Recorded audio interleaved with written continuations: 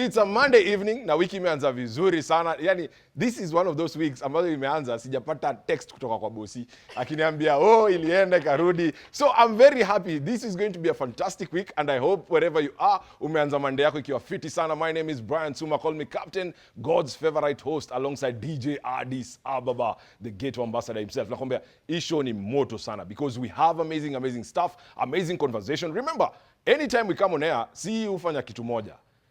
Tunakuanga kama sauti ya jamii. We want to talk about an issue today, ama a topic ambayo tumeleta wase wengi sana from academies to everybody. Na watu wanakuambia sponsorship ni kitu kingine hard kupata.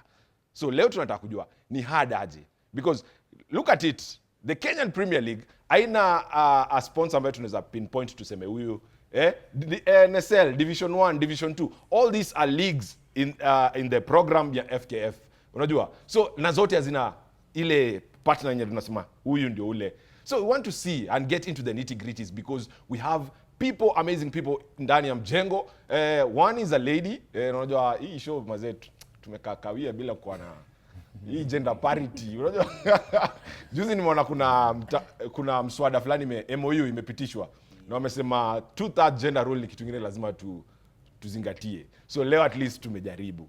Tuko karibu na hapo. But without further ado, ladies and gentlemen, talk to us on our social media platforms, #the GRANDSTAND, @KTN Home on X, on Instagram, Facebook, ni @KTN Home, tupate kusemezana because this is a topic ambayo tunafaa tu. As much as we are growing sports from the grassroots, sponsorship, partnership ni muhimu sana in progressing our sport. Au sio? With us, I'll give the honors kwanza kabla tulete wageni. Wanasema mgeni njo mwenyeji apone. Yes. Na kuna mgeni ambaye tuko naye tumemtafuta sana.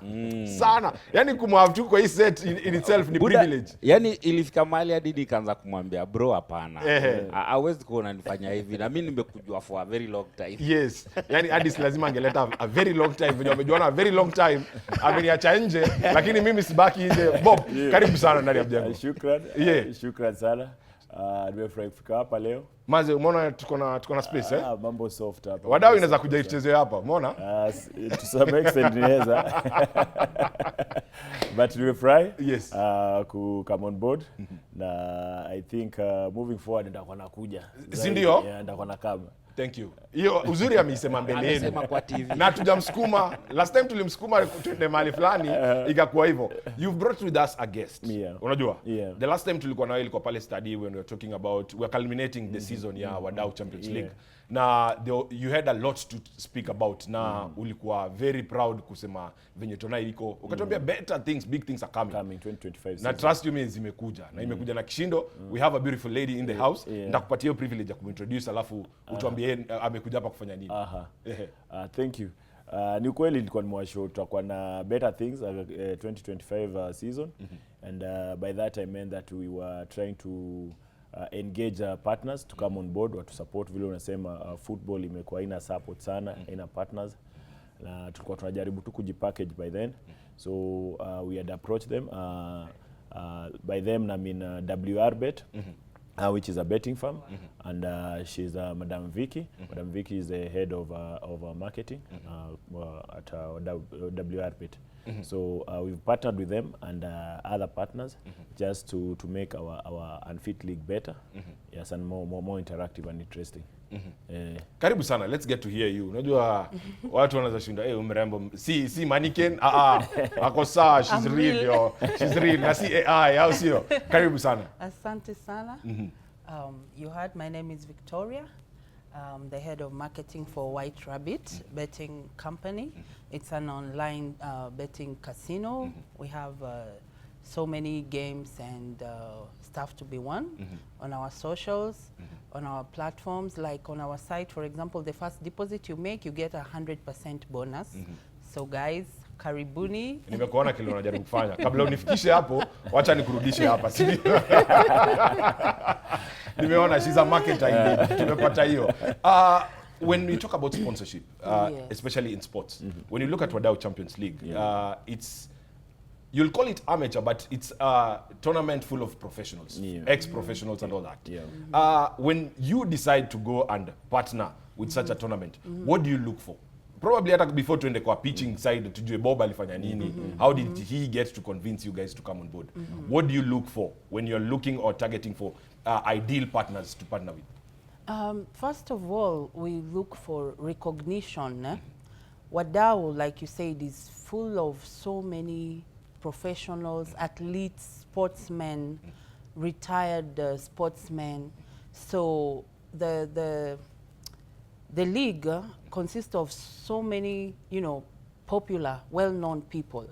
So just by that only, because anytime there's a league, they attend. So it reaches out, the outreach, you know. So that's the first one. Second one, it's full of so much untapped market, because you know, some of these people are talented, but they don't have the funds or the, you know, the means to get out there, you know. And apart from that, it's a big social group that has so many activities often.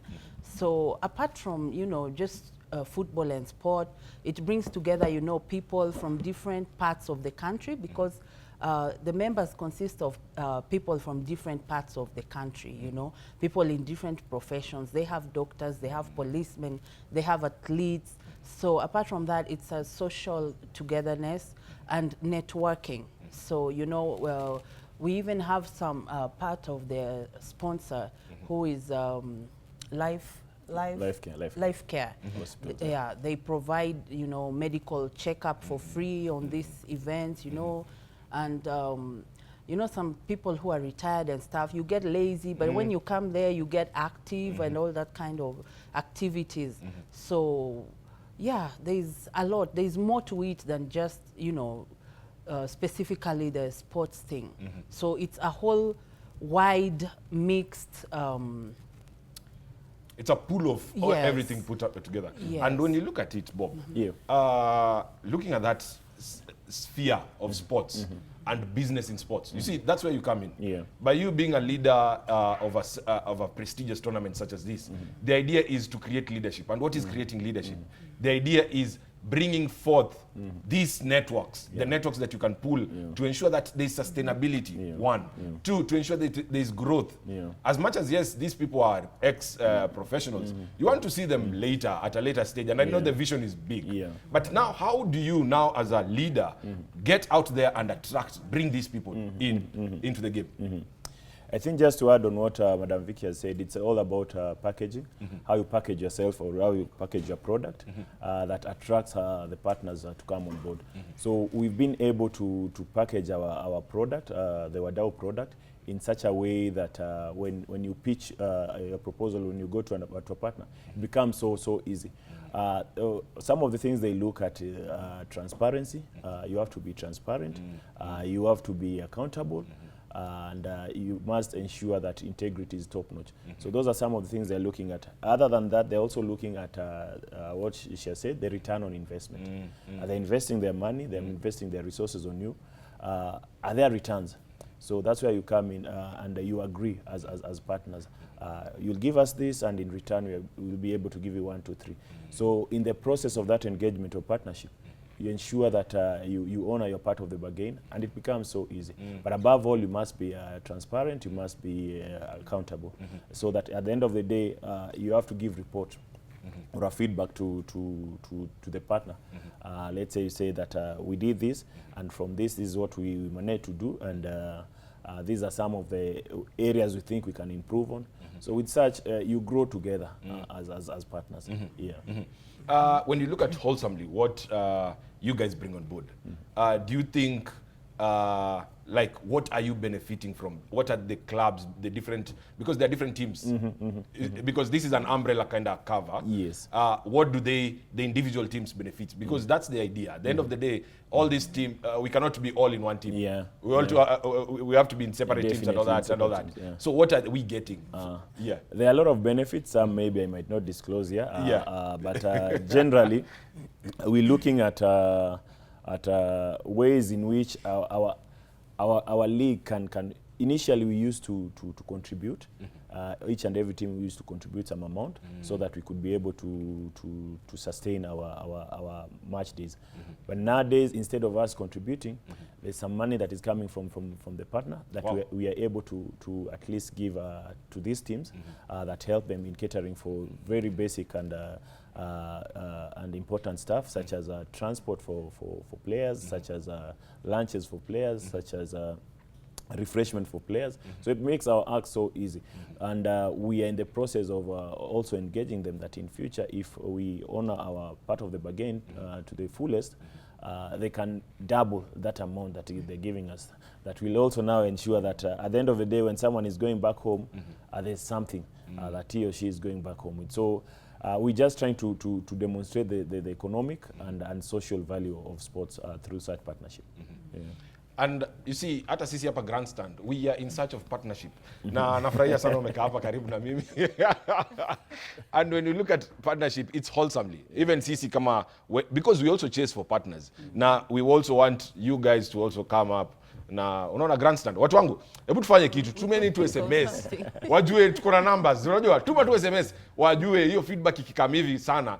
Tell us, what do you think about sports sponsorship, sports partnership? Because at the end of the day, hii ndio inasaidia igrow. Talk to us, keep the conversation going, flowing on social media, on X, on Instagram, na watakuwa pale. I know Victoria will be keen to, unajua she's the numbers lady, aone hiyo show ilikuwaje. Let's prove to her that this thing can work. Na anitafute next week, leo ni Monday, anitafute Wednesday, Tuesday tumwache arrest. Wednesday anitafute aniambia Brian, we are coming on board, au sio? Tunaweza kufanya kazi nzuri. Definitely. I've already seen 1, 2, 3 things we can do together. Usiwahi sema. Addis, unataka kusema nini kwa wageni wetu? Yeah. Mimi unajua pia nimecheza ball. Yeah.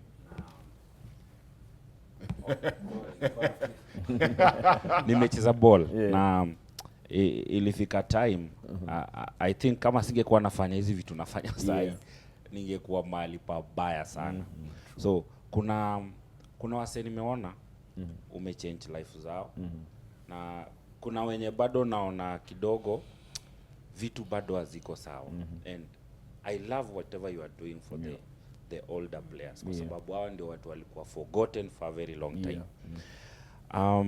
Going forward, tutakuwa na mahali penye mchezaji akirudi home, jua sasa ni watu ni wazazi, kama mimi mzazi. Itafika mahali penye ujamaa akienda home akaona kama mchele kwa mfuko. Umesema mchele ukanikumbusha story fulani. Umenikumbusha kuna story, kuna watu walikuwa wanalipwa na mchele. That's a story for another day. Team playing in the Kenyan Premier League. Unalipwa na mchele mshahara. Tuone kama wadau mtalipana na mchele. I think that's a good question. And kumekuwa na gap, that's for sure, in the general administration of football. Kumekuwa na gap serious sana. Una find when a professional player hangs boot or retires, inakuwa gani what next? These people are not prepared for life after football or life after sports. So that's where we come in. We try to integrate these people into the society. Ulikuwa celeb, ulikuwa pro and all that. But now sasa imeisha. Umeretire, the calls squeeze azikuji and all that. So how are you integrated into the society? So si tunakam in tunasema you are still part of us, but unaweza endelea kucheza hii ball yako, though not at a professional level, and interact with the community, interact with the society, and in the process unaweza pata networks zingine zinaweza kufanya upate kazi nyingine, unaona? So that's where we come in. And imefika mahali tuko na sawa, tumefika hapo, but wanacheza issue to do with mental health tumesort, because tumeprovide that conducive environment for growth, physically, socially, economically na mentally. Hiyo tumesort. So what next? Mtu akifika home akona responsibilities, and I think that's the question you're asking. So that's why we are working hard to ensure that we get more partners on board, because with more partners on board, what we'll do, we'll be able to commercialize that product. Itakuwa ni at the end of the day, sasa unasikia wana provide on a match mtu akoshua transport atafika, atakula, refreshment, atapata medical clinic and hizo vitu screening hizo manini atapata for free. So tunaenda ile level ya after that nitarudi home next. Yeah, so that's why sisi pia tunangangana vile tunaweza as a committee ensure that zile obligations tulisema tutamit tumemeet ndio ganji iongezeke. And then other than that we are also talking to other partners who are willing to come on board. Umesikia Vicky make sure we have a good life for hospitals. There are also others that maybe at the right time we'll able to disclose. Yeah, but what you are saying is this is a sharp man, we are moving to that direction. Watu wanapata mchele. Watapata inshallah. Itakuja. Na si lazima ikuje kama mchele. Inaweza kuwa package vizuri. Najua Vicky atakuwa anatupackagea vitu vizuri. I'm talking about packaging, Vicky. At the end of the day, I want you to talk to that because right now being a stakeholder in the business of partnering, so to say, there are so many people who are watching the show. There are so many who are out there curious when you talk about sports sponsorship, sports partnership. How can they benefit from this? Because I know it's not just Wadau. You're not stopping just at Wadau. There's a lot that is happening out there. You'd want to venture. Yes. Talk to them. How should they prepare? Just a bit, looking into the camera. Okay, well, we are about CSR, and in many ways we will not concentrate only on football, though we start with football because it's the most popular sport. We are going to partner with, we are already in the process of partnering with some events, annual events, different, it's all about, you know, social networking and gatherings. So if you think you have a good proposal and it could work for us, feel free to connect with us and let's see what we can do together. Most definitely. Yes. And she doesn't promise anything. So sikuja hapo sema yeye nilikuwa na kwa grandstand na ukani promise utanipatia. No, hiyo ni blackmail. Unajua tuache black tax. At the end of the day, thank you so much Madre for coming on the show. It is always a pleasure having such people and such conversations. The conversation is not stopping there. Tulikuwa grau, tulikuwa Wadau Champions League. Na hii ndio ligi. Unajua hapa ndo unapata kama legends manani. Niliongea na jamaa fulani kutoka alicheza Russian League. So hiyo ufai kukosa pale grao international show. Lakini Bob, kabla tumalize itakuwa very unfair for me not to ask this kwa sababu kuna watu wengi najua sasa wanauliza Brayo uliza hiyo swali form ni gani? Tuliona posters kila mahali, Bob CEO FKF kidogo haya. What is? Hadi mimi nilisave number nika change. Uka change CEO CEO. What happened baba? Hebu tuambie tumwagie mtama. Leo kuku ni wengi tunataka kukula hiyo mtama. Nilikuwa nafikiri shodi about Wadau na partnership. Umeona vile nimefanya? Nilimaliza kwanza nika sterilize. I didn't see that coming but anyway naweza sema I've been proud member of Team Fresh Start under the leadership of Hussein Mohamed. We ran a very successful campaign and eventually he became the FKF president. I was part of the team that drafted the manifesto, so Naijo inside out. And my brother was also part of the secretariat, Mr. Harold Nega, the current CEO, is equal to the task. The appointing authority maybe had another, he thought that he was the best, and I believe he's equal to the task and he's going to do the best. For us now is just to support and ensure that whatever we promise football stakeholders is achieved at whatever level that we'll be able to support. That's why unaona hapa kwa Wadau bado tuko, it's still football. Football ni wide sana. Ni wide sana and there's enough cake for everyone. So with the little that we have, tunasukuma. Now the main aim is to ensure that there's growth of football in Kenya na wale the players wenyewe, the main stakeholders who are the players wamefeel fit, because player akifeel fit definitely kutakuwa na growth. And I believe umeweza kuona recently things zimeanza ku happen. Tuliona in terms of preparation and hata vile our ladies teams zimeperform in Tunisia and also in Uganda, things are working out and pole pole I believe that it's gonna be fine. So I'm still part of the team. Unaweza I'm still part of the team and I know that we'll deliver. Yeah. And you see that's true athleticism. Yani he's an athlete all rounded. Si tu iko track na nini, because ukingangania ama ukingangania kitu ukikosa haimaanishi eti life haitaendelea. Itaendelea, but also support the person who has been appointed. Yeah. And that's my take home actually kwa history yote. So tumemaliza hiyo. We've put it to bed. Iko sawa? Umejua kwa nini, si ndio? We are taking a short commercial break. Tukirudi tutarudi na mengi zaidi. This time tunaenda grao tuone nini ambayo ilifanyika kule, because Wadau Champions League. Wacha tu.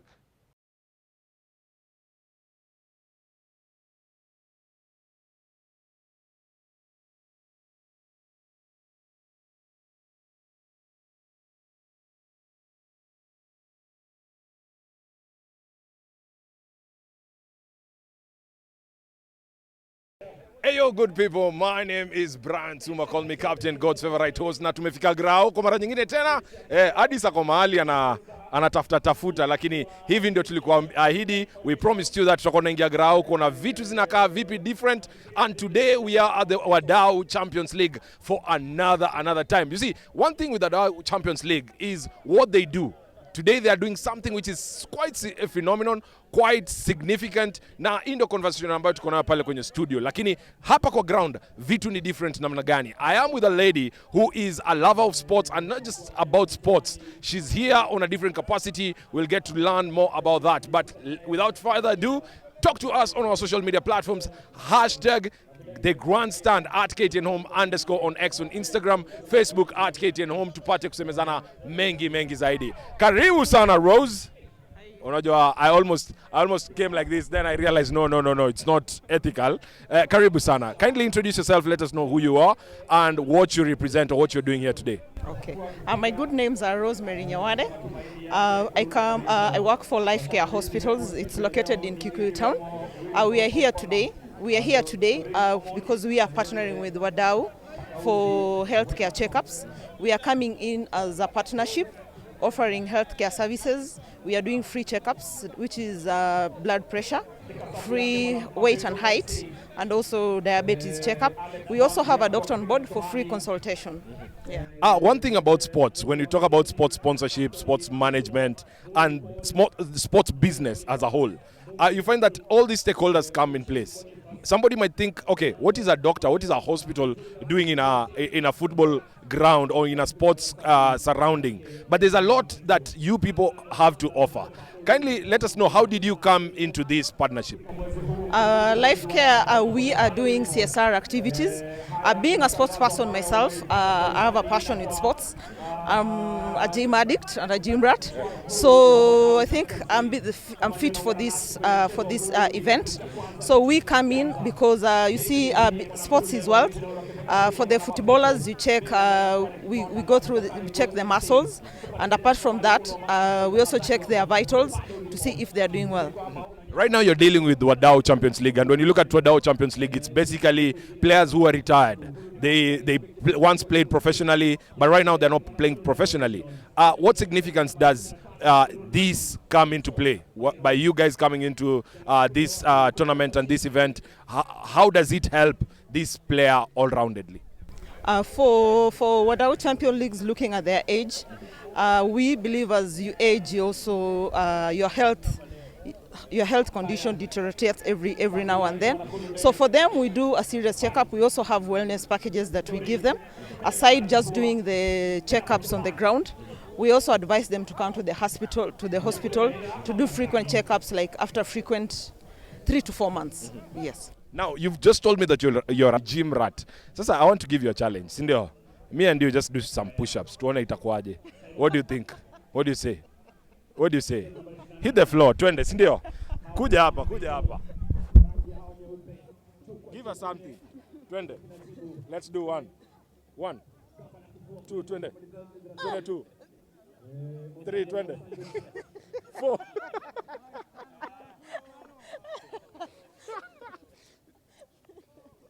Namsaidia. Gym rat kazi yake imeishia hapo. Tumejua yake ni ya kuchota na matights na good looks kwa gym.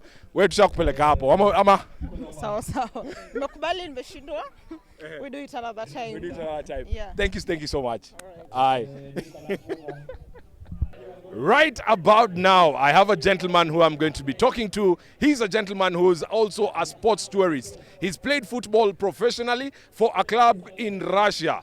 Kama unasikia ama unajua club inaitwa Krasnodar. This gentleman played for that club and some other clubs I'll be mentioning, or I'll give him a chance to mention where he's played in the past. But right about now, allow me to welcome Ivan in the building. Welcome to the show, Ivan. Thank you. Thank you. Kindly let us know briefly, give us a brief background about yourself, which teams you've played for and why you're in Kenya.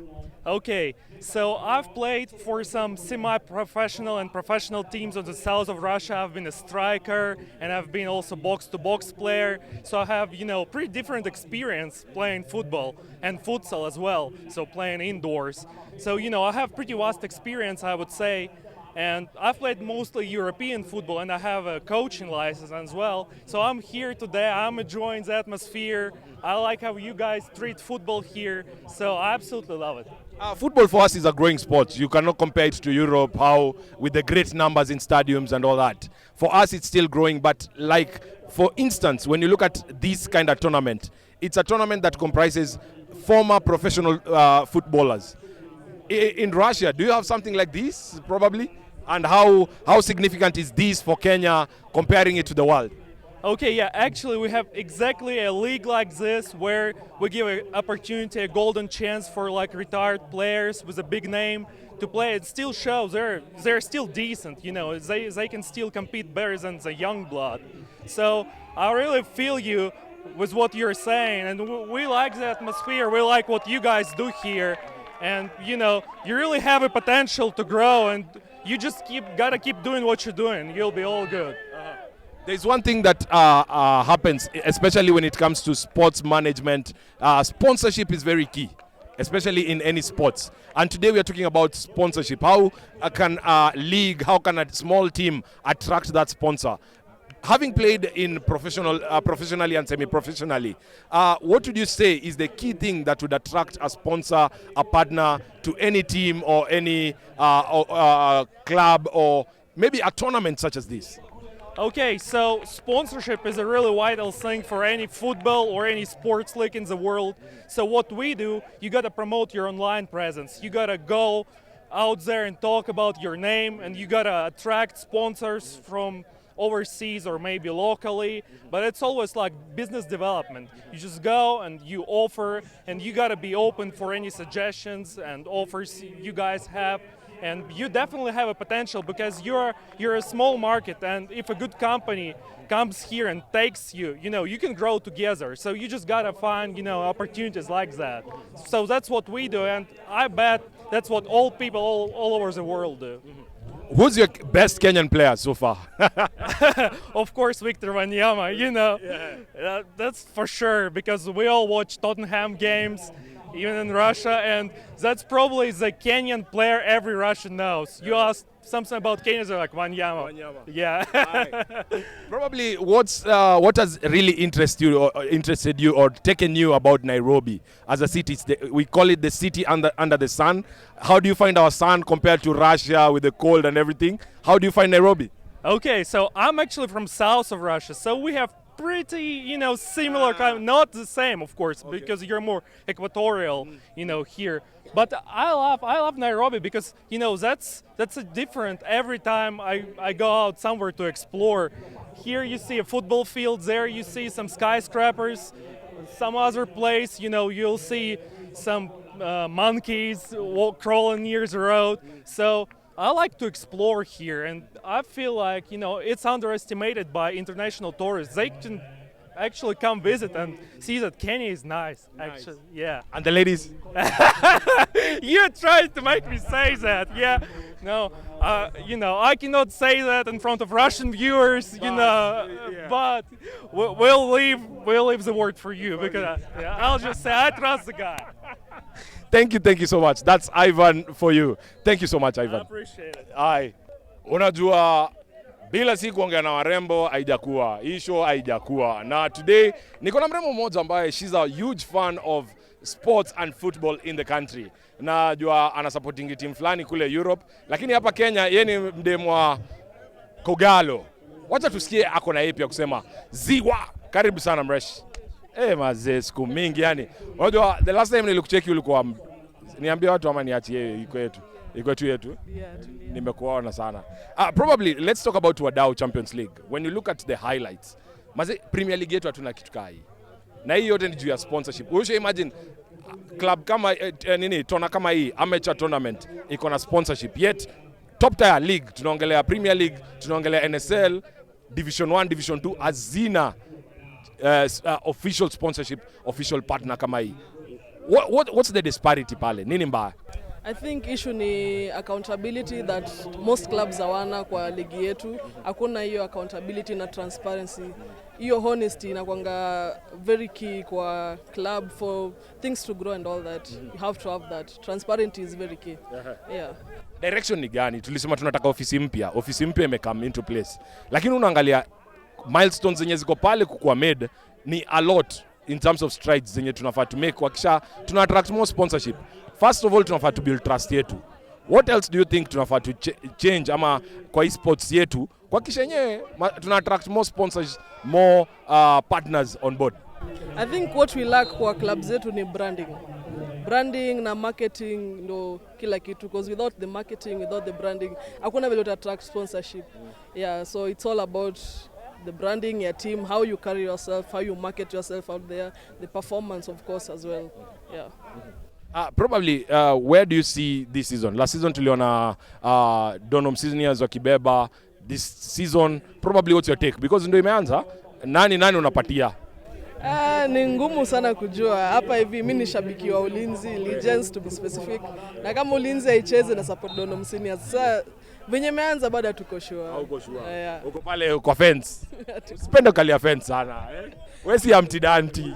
Tuko sure. Ndio imeanza, tunawapea time.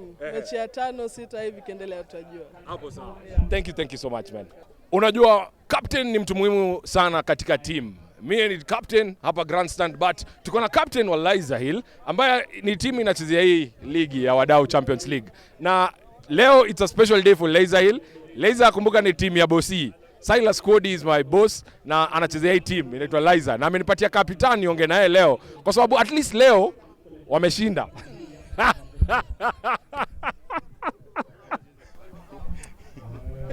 Sijachoma, si ndio?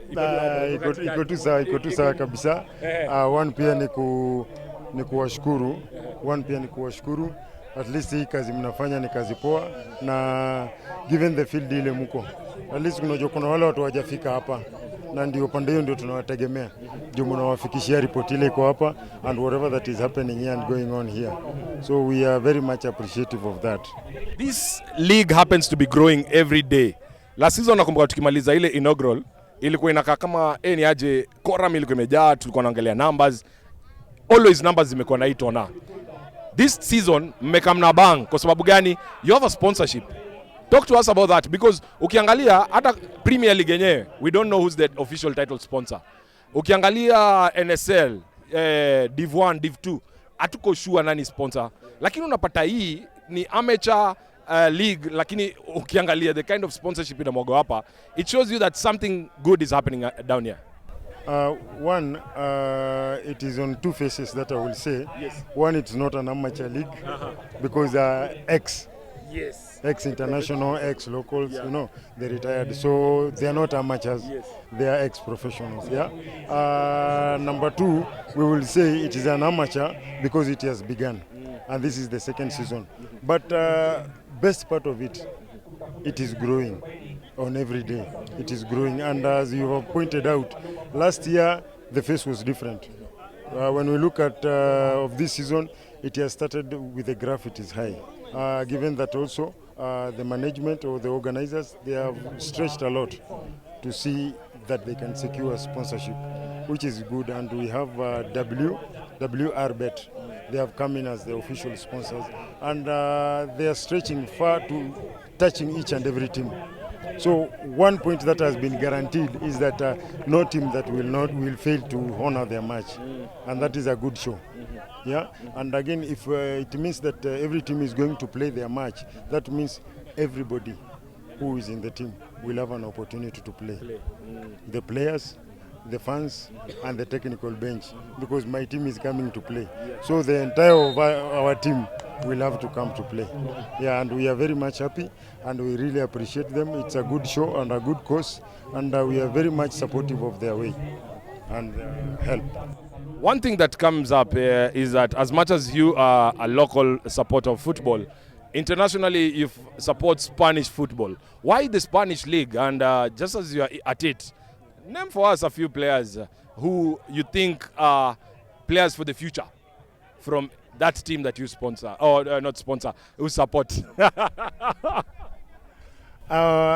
I'm a diehard of Real Madrid, that is internationally, but locally I'm a diehard of Harambee Stars. Because it is my team. Wait, even before, because you've brought in Harambee Stars, do you think McCarthy is capable of pushing this team to greater heights? He has mentioned that we will see Kenya at the World Cup. Yeah, he has that capability with his record and where he has hailed from. Being associated with Manchester United for that period that he has been there, it has been a good growth for him, and he has a lot of potential. Away from him, it is now us. What do we want for ourselves? You see, we can bring in the best, but for us, what do we want for ourselves? Yeah. So if we want something good for ourselves, we will go for the best. Yeah. Now we've gone for him, but what can we show or what can we give to support, so that we know that Benny has delivered, because he is good. Yeah. Because at the end of the day, it is our issue. It is our cause. Yeah. Harambee Stars is ours, and we are Harambee Stars. So we need to work on each and everything to see that we go forward. Yeah, because going for the best person and we fail to give the support or we fail to deliver, it won't be helpful at all. Yeah. Thank you so much. Kapitan, meshukuru sana. Kabla tujatoka grao, there's this gentleman that I need to talk to, and nimeambiwa kuna vitu anafanya. Ushaisikia kuna hiyo team meitaje? Baby Mamas. We. Yaani sikutaka kuitaja, wacha mwenyewe aseme ndio iko hivyo. Baby Mamas ni nani hawa? Baby Mamas ni timu ambayo tulianzisha because mostly najua mademu ya Kenya. Okay, let me say that hailipi. Then kuna wengi wamekuwa frustrated wakacha ball kwa hailipi. Two, kuna wale wameshika ball wakicheza. So na si ile ball. Si ball but anashika ball akicheza anaenda maternity leave nini. So akiwa home hakuna mtoi kurudi uwanjani na kwa hard. So wengi wanasema nimeachana na ball. So nikaanza kuwaita baby mama zao madem. Then I just thought, why can't we just form a team? Badala ya madem kukaa huko wako frustrated na nini, wawe wakicheza games za unfit. Then our first games tulicheza tournament ya Utuoma na tulifunga watu. Tulifunga timu ya Mariga na Wanyama. Tulifunga around 3 teams. We drew 1, we lost 1 match. So from there watu wakaanza kuwa interested. So apart from the team yenye nilianzisha ya players, saa hii niko na mafans wako kwa group moja walisema tunataka kuwa associated na hii team. And we are doing so fine. Yeah. Najua tutakutafuta kuje studio na hao mademu tupate kujua stories zao kwa undani zaidi. Leo ni siku kubwa sana. It's a super Sunday. Kuna hii team na kuna ile team nyingine. Nipatie prediction yako tu haraka upesi tusaidiane, si ndio? It's an obvious result. Manchester, I don't see wakitufunga anytime soon. Wacha leo. Anytime soon. Predict your score kwa sababu whatever prediction you're going to give us, and this one I'm putting him on the spot, whatever prediction is going to give me today, we are going to highlight it everywhere. Kila mtu ajue iliendaje. Uligonga ndipo ama ulienda nje? What's your prediction of today's match? Arsenal 2, Manchester 0. Inatoka Manchester ama inatoaje? Ikifanyika hivyo vingine inakuaje? Haiwezi fanyika.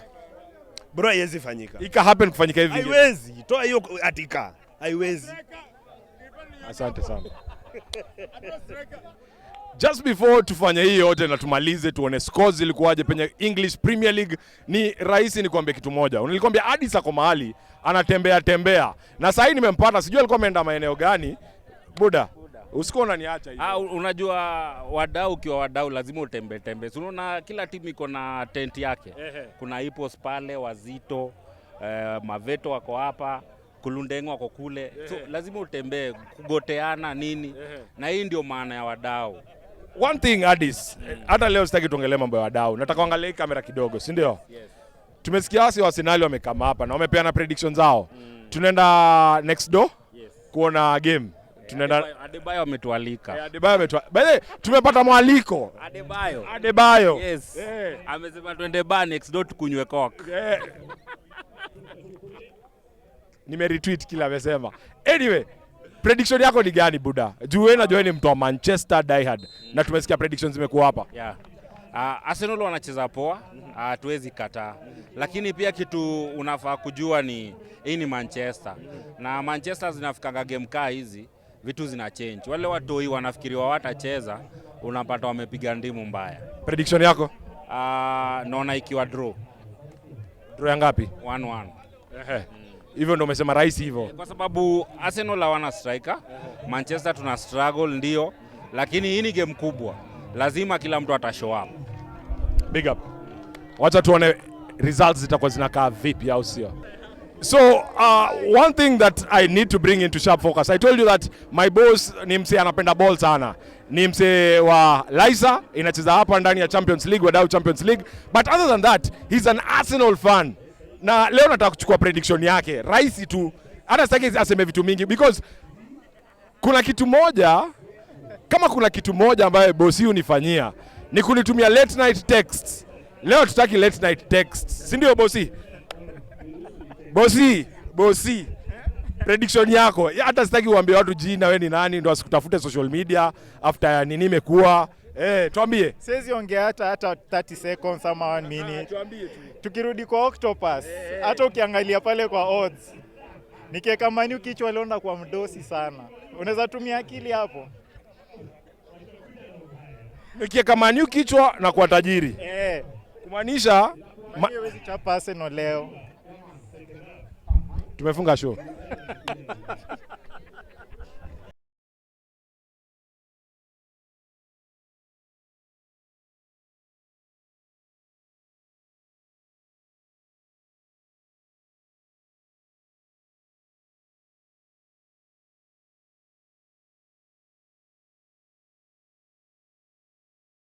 Karibu sana. My name is Brian Suma, call me Captain, God's favorite host. This is an amazing show. You see, we told you from the very beginning that tuko na mpango. Sisi tumetenga. Na tumetenga vizuri sana. We've done a lot.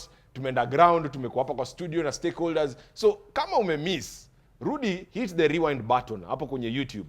Unajua, hit the rewind button. Uone tulianzia wapi. Because right about now, we are going to get into some nitty-gritties. We have a gentleman in the house and of course DJ Addis Ababa. Hajaishia mahali. Unajua unasikia nimesema ndio huyo Addis. We have a gentleman in the house. Nataka tulikuwa naye ground jana. Na bro, history ya sponsorship ni kitu tumekuwa tukiongelea. Na jana ukiangalia wadau ilikuwa imewaka. You see, ideally, this is what we are calling for. Wadau si NSL, si Div 1, si Premier League. Lakini ukiangalia always quorum in terms of numbers, wako na numbers, in terms of kujipanga, kuna planning. Yaani unaona kuna mtu alikaa chini akachora kitu. Wewe ulionaje ama from the new season, what's your take? I think ilikuwa poa and ilikuwa tofauti na zile zenye tumekuwa tukiona. Sio kwa wadau peke yake but utofauti ulikuwa both from the main league mpaka what we witnessed yesterday. And these are called to leaders like hakunanga ati chemistry ingine ya kufanywa. It's good leadership na organization na transparency by the way. Transparency plays a very huge role because wadau iko na teams mob. True. So zile teams zina participate kwa hiyo because they feel kuna transparency, kuna accountability na kuna good management. Na ndio imefanya wametrust hiyo nini wanakuja pamoja. Ndio maana inakuwa successful and give it 4 or 5 years from now. Utaona wachezaji wanatoka shule wanaingia wadau. True. True. By the way, inaweza change tukakua zai na kuja hivi. Kama umecheza ball Kenya, utajua kitu moja. Ukienda grao Kenya, food ilikuanga ya wale wase wamekaa VIP. Hawa watu wengine hakuna. Ukule njugu na simsim ungoje. Lakini wadau hata fan anaweza ku manage ku get food na kule narudi grao. Bado kuna music, kuna entertainment. Unaona? Na hizi vitu zote ndio kila mtu anahitaji. Tunafaa tufanye sports ikuwe tamasha. Exactly. Yani at the end of the day tukifanya sports ikuwe tamasha. Why do you think WRC ushika?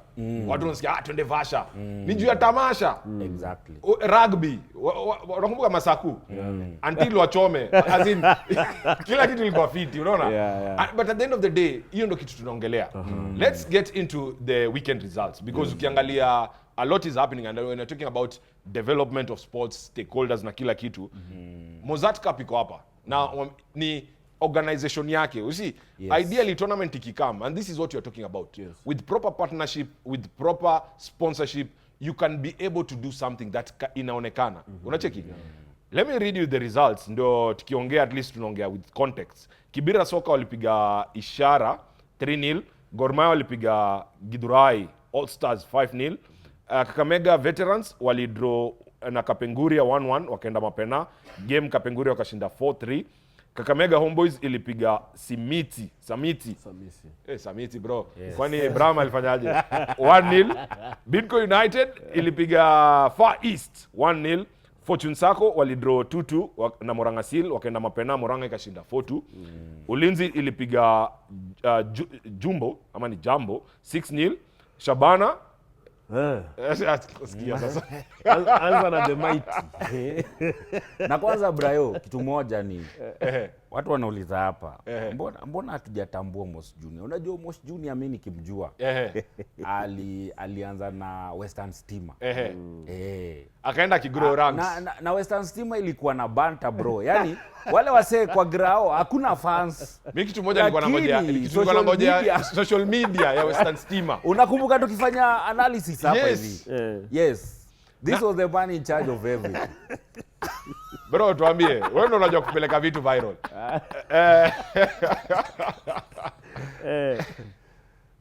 Tumeona Mozart Cup, tumeona results na nini. Shabana Bedo alishinda 5. Ndio maana alikuwa anapiga alikuwa na clear throat. Ndio ni mtu ya Shabana pia. But when you look at the results, it shows you something. Kuna disparity, kuna ile hunger ya football ifike kule chini. When you see small teams, grassroots teams come play big teams na wanapimana nao muscles. Moranga Seals walidraw. Unaona? It shows you that mnaweza cheza Kenyan Premier League ni FA yetu, so to say. Na ina make sense kabisa due to partnership. Let's talk about that kidogo.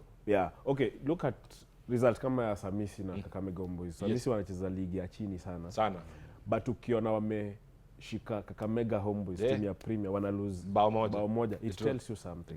And hii inamaanisha nini? Kuna teams huko chini ziko na hata hiyo small sponsorship, wana attract good players. So player ako willing kucheza hapa mahali atapata 5 pounds. Yes. Kuliko akuja cheze Premier mahali aliandikiwa 35 na anapata mchele. You see. So yote inarudi kwa partnership. You have the money, you'll attract good players, utakuwa na a very good team. So ukiangalia kule chini kuna teams more by the way zimecheza vizuri sana Mozart Cup, and this one inafaa encourage more sponsors come in to kwena a lot of cup matches, not only Mozart. Tunaweza create ingine hata Division 1, Division 2, kulikuwa na Super 8 kitambo. Super 8 was there. Kulikuwa na ingine ya Kenya Power ilikuwa na sponsor, ilikuwa there was one that Kenya Power ilikuwa pia teams zinacheza. Tunafaa tukue na hizi open like when cut season imeenda off, wakati inaenda kurudi, hizi makampuni ziseme tuko na Safaricom open, something lakini open. Ya football si golf. Ya football ni teams zote zinacheza ball. So at least inakuwa kama pre-season because in Kenya tupigangi pre-season. Hakuna, baada hakuna. FC Leopards wanaenda wanapiga tournament nyingine ya Lidonde Cup huko, hiyo ni pre-season. But ukicreate hizi ngoja, yani lazima ungeenda tu FC. No. But angalia wapi? Yani lazima ungeenda tu FC. But ni kweli. Kuna pre-season FC napigana. Lidonde Cup na inaisha. Hiyo tu. So inafaa tukiopen up hizi trophies zikuwe mob kama hizo open, utapata FC imetoka Lidonde imeenda kupigana Kwale FC or something iko. Then pia ita open up ile gap ya kutap talent, because that's one also imekuwa an issue, because why is it that players wengi wenye wanacheza Premier League ni Jogoo Road, Huruma, Kariobangi, wapi. Hakuna siku utasikia mchezaji ametoka Kilifi. You know, so when we have these many tournaments sponsored, na sisi hatuna watu wachezaji wazuri huko. Wako wengi. That one I can assure you, but exposure hakuna. Like now I can tell you, last year nilikuwa national ball games. Highway against Musingu. That match ilikuwa noma. Like ukuje watch games zingine na watchinge Premier League, ile ilikuwa top match. But now kwa wale wachezaji walikuwa pale, I can tell you 50% walikuwa form 4s. Where are they? Hawaonekani sasa. Hawako. Kwa sababu Premier League, especially Premier, I know problem inakuanga wapi. Coaches, they don't trust those young boys kwa sababu anataka kusave job yake. Cause akitrust ule mtoini, mtu atakuja kudevelop. Hataki kutake risk. Hataki, anataka player anakuja kumsaidia kusave job. Cause ukipigwa game 3 au utaambia mdosi, I have a young team. Hakuna mtu atasikia. So badala mpe chance, ataenda. That is why umeona mpaka kuna wachezaji wanatoka wadau Premier League. Wanarudi Premier League. True, nimeona. Wanarudi ligi. Cause kocha anataka mtu atakusaidia. Usiongelee ile timu yangu. Huyo anaongelea timu yangu sana. Huyo anataka kuongelea timu yangu. Acha niachie hapo. Nataka tuingie England kwa sababu lazima tugusie vitu mbili tatu. Na jana kulikuwa na derby kubwa sana. Manchester against Arsenal. Tulikuwa mahali, by the way we had an experience with Adebayo. Emmanuel Adebayo tulikuwa naye mahali pale Kiambu Road. Sitaki kutaja majina, hajalipa. But tulikuwa naye. Na ukiangalia experience, kuna kitu moja I drew from this. When you bring somebody as big as this one, amekuja eti we are watching the game with Adebayo. Wacha ikae tuna watch game na Adebayo. Usimchukue ndo mfiche VIP. Alafu unamrudisha baadaye, unakuja tuambie eti half time tukuje tubante 2-3 unaulize ile game venye ulifunga ile bao ulisikiaje? Alafu unatuambia eti tuliona game na wewe. Mimi niliona game peke yangu. Bora. Nimerant pole. Sato Nottingham walicheza na Man City. Nottingham walisurprise Man City 1-0. Liverpool walipiga Southampton 3-1. Brighton walipiga Fulham 2-1. Crystal Palace 1-0 against Ipswich. Brentford alipigwa na Aston Villa 1-0. Wolves na Everton ikakuwa draw ya 1-1 on Sunday, which was yesterday. We had amazing matches. Tottenham drew against Bournemouth 2-2. Chelsea Leicester 1-0. Ilikuwa game tamu pia. Alafu kulikuwa na Manchester derby, Manchester against Arsenal 1-1. At the end of the day, predictions zilipeanwa pale. Prediction yako hata nakumbuka ilikuwa 2-0. Manchester inalala.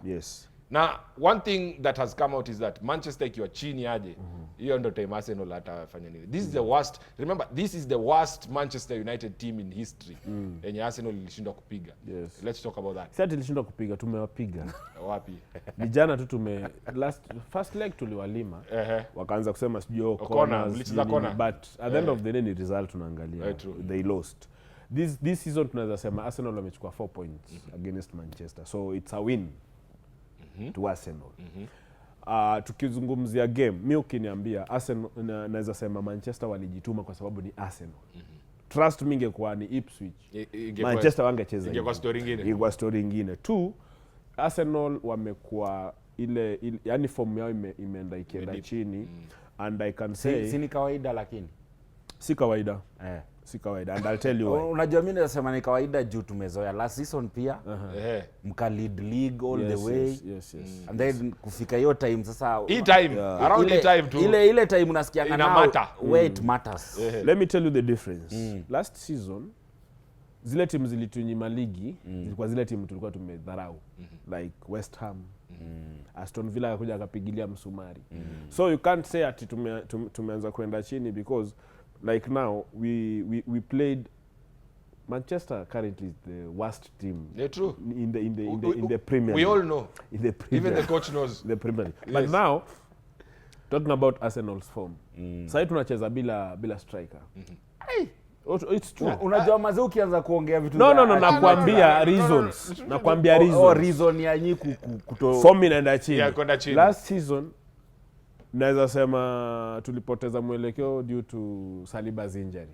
Sasa hii tunacheza bila striker. Ni kama tu Gor Mahia wamekuwa kwa same nini, wanacheza bila striker. Si ndio kweli? So kuna vitu ambazo zinafanyanga timu form yake inarudi. No, nataka kuambia kitu. Do you know how people win leagues? Wana winning league season ikianza, sio season ikienda kuisha. Season ikianza, yani venye unaanza, how you plan for the season. Na Arsenal wamekuwa kianza fiti.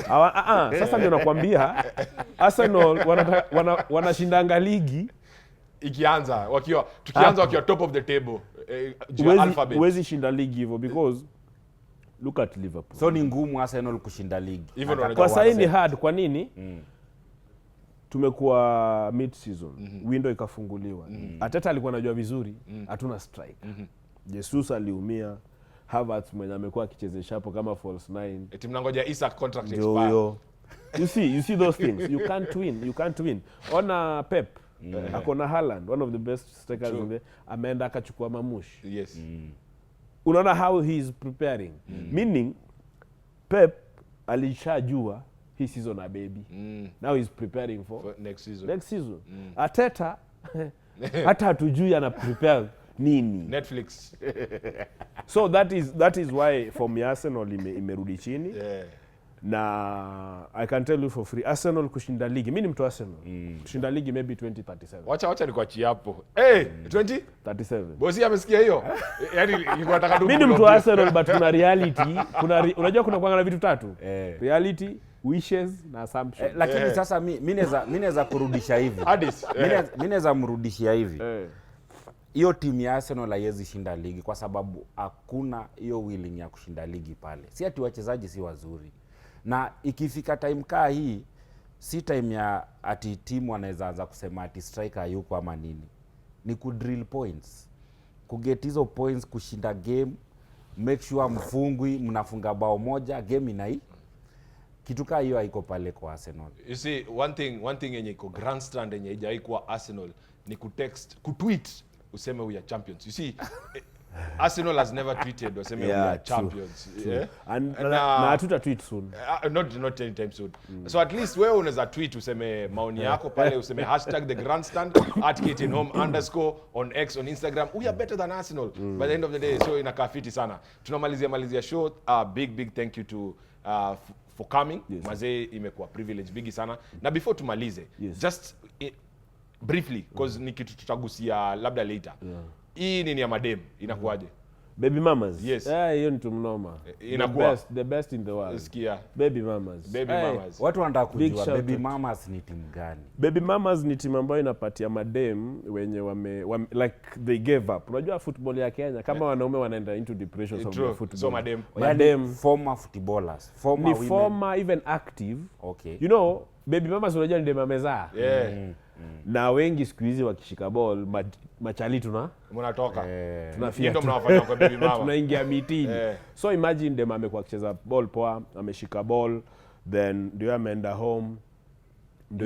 home. Kurudi kwa game na kuanga difficult. So tumeset up ka team pale ambapo tunawarudisha na pia kuna message ya baby mama tutakuwa tuna send pale nje. Hapo sawa kabisa. So if you're a baby mama and you are a footballer, you have a team. Mimi ndio baby daddy wao. Nilikuwa niseme hivyo lakini uzuri ameisema mwenyewe. So it's not me. These are not the opinions of the show. Tumemaliza, imekuwa tamu sana. Thank you so much to Bob. Thank you to Vicky. Mazao amekuja hapa wamerepresent. And we are talking about just sports sponsorship, sports partnership. Na tumeiona in a bigger way ina effect sports yetu. Tumeona na Mozart Cup na tunazidi kuiona in all spheres of our football. Hii imekuwa tamu sana. A big thank you to you. Wewe ndio umefanya tukue number 1 always. By the way, lazima nikukumbushe we are the best sports show in the country. Yani hii ni numbers. Atuongee eti chocha. Wao tunawapea wachoche, sisi tunaongea numbers na nyinyi ndio numbers. Tunashukuru tena sana. A big thank you to Karen akiwa my director, producer, big up yourself Dan akiwa pale kwenye sound, Pogon editor wangu, asante sana Angie. This is my camera, Gen Z mwenyewe. Alafu tuko na Gen Z mwingine pale anaitwa Fred, big up yourself. Mwisho wa siku kilicho na mwanzo hakikosi mwisho wake. Bila kumsahau bosi wao, supervisor anaitwa Cosmas. Ukiona venye amechill, unajua yeye ndio bosi au sio? Inakuwa bigi sana. Tumefunga tukisema nini? Tuweke mali pema moyoni, more muscle to your hustle. Hiyo